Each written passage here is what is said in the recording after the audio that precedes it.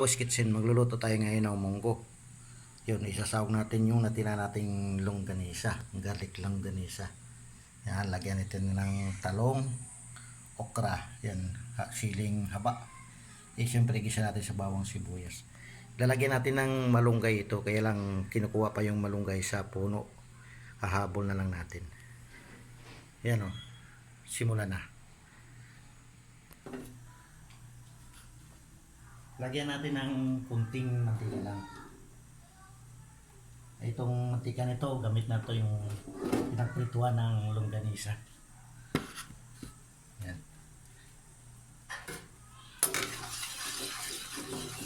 Yan. Kunting mantika lang. Bawang. Pusakay natin sibuyas.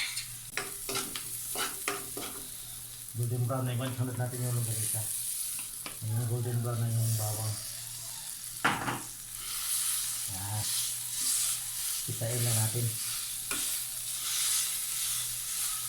Ang longganisa ito ay garlic to.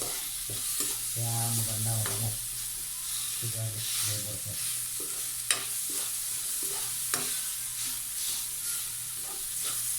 Yan.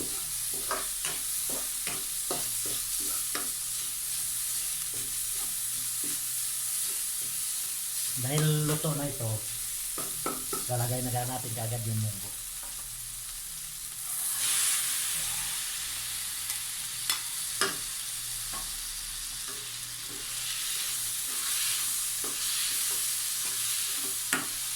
O diba?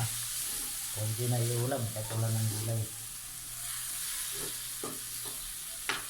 Lagyan natin kaagad ng pampalasa para ma-absorb ng munggo. Yan. Asin.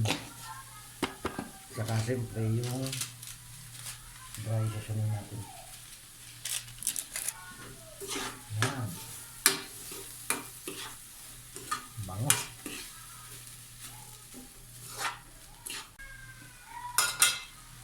Yan. Lagyan natin ng tubig. Tutapin pa.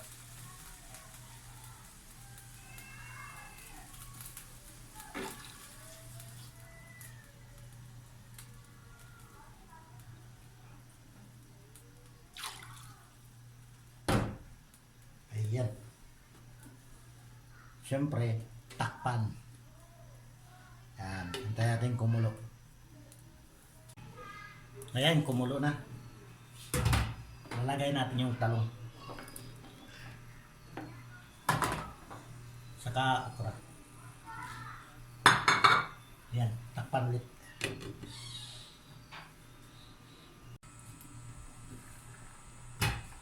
Ayan, malambot na yung talong sa okra. Lalagay natin yung malunggay na. Itong sinasabi pahabol kanina.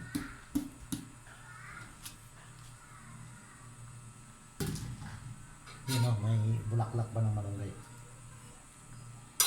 At saka yung siling haba.